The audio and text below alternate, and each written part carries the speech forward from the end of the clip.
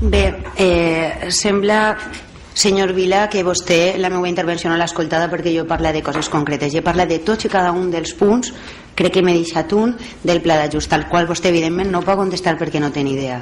I això és la diferència. Vostè gestiona a base d'un paperet que li donen i que se'l llig i més o menys va defensant-se.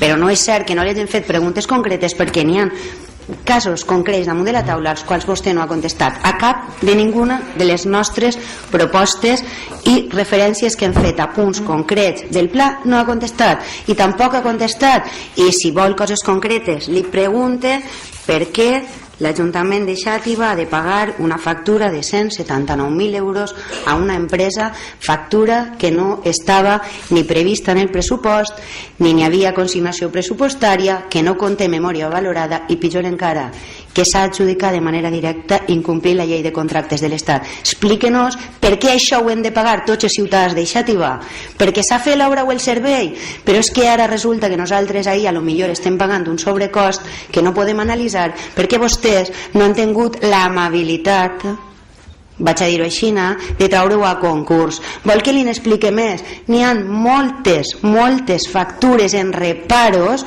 que vostès, com a polítics, entenc que es fan responsables d'aquest pago i que li han tornat a la ciutadania per excessos en situacions que vostès consentixen, no provoquen. Nosaltres, vostè ha dit que el pla d'ajust és un pla molt real, però si el pla pot ser tot el real que vulgui, i escolte, i li dic jo, i el pla que es va fer i que es va incorporar, vaig a llegir-li-ho perquè a lo millor aquest pla vostè no sé si l'ha vist, es va aprovar un pla que dia que s'havien de prendre una sèrie de mesures en quant als contractes menors a incorporar a les bases d'execució. I si vostè se l'ha llegit? I si vostè se l'ha llegit? I s'ha llegit el que acompanya al reconeixement extrajudicial de crèdits que tenim avui? Se l'ha llegit també? També. Sí? I diu l'informe que han incomplit vostès les bases d'execució del pressupost i que no controlen la contractació menor malgrat tindre una norma específica en les bases d'execució del pressupost. Qui gestionava l'any 2009? Compromís, no? Senyor Vila, gestionaven vostès el pla ixe ja dels contractes menors, ja ens el van presentar en l'any 2009 i l'informe diu que vostès no el complixen. Són vostès els que estan gestionant des de fa 16 anys. Vostè podrà dir que el pla és tot lo realista que vulgui, però si és que són vostès els que l'han de dur a terme, evidentment ixe pla dona igual que diga A que B, perquè vostès faran el que es doni la gana. Explíquenos per què hem de pagar la factura de 179.000 euros, perquè aquesta factura és de tot punt irregular. Explíquenos per què l'han de pagar. Explíquenos per què paguem els excessos en hores irregulars de l'escola d'estiu. Explíquenos ells també, i això és per què els han de pagar. Per què han de pagar això? Per què hem de pagar fraccionament de contrats menors fetes de manera fraudulenta a empreses no, si a vostès no els agrada que diga amics, els proveïdors i això que no eixen d'ací, que fraccionen vostès els contractes per adjudicar-los de manera directa? Díganos, això és legal? És que jo crec que sí que em parla de coses concretes. El tema és que vostè no vol parlar de coses concretes. Són vostès els que li neguen una explicació a la ciutadania de per què paguen més per els mateixos serveis, perquè vostès són uns mals gestors. Un servei val el que val i una obra val el que val, però vostès totes les obres dels últims 16 anys se n'han anat en sobrecostos, molts per damunt del 10% que marca la llei. A l'OVNI me remito, a l'OVNI que està ahí enmig de la ciutat. Diga què beneficis ha suposat això per a la ciutadania de Xàtiva. Digue'ns el sobrecost ixe brutal a què és degut, perquè no l'han pogut, hem tingut que anar fins al Consell Jurídic Consultiu a que faça un informe per apanyar-los a vostès la responsabilitat.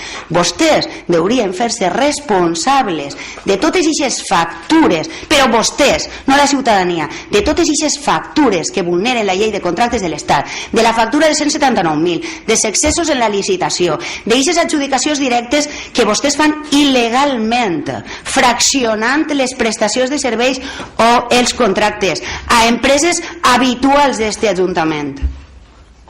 Això vostè no ha contestat perquè no té argumentació.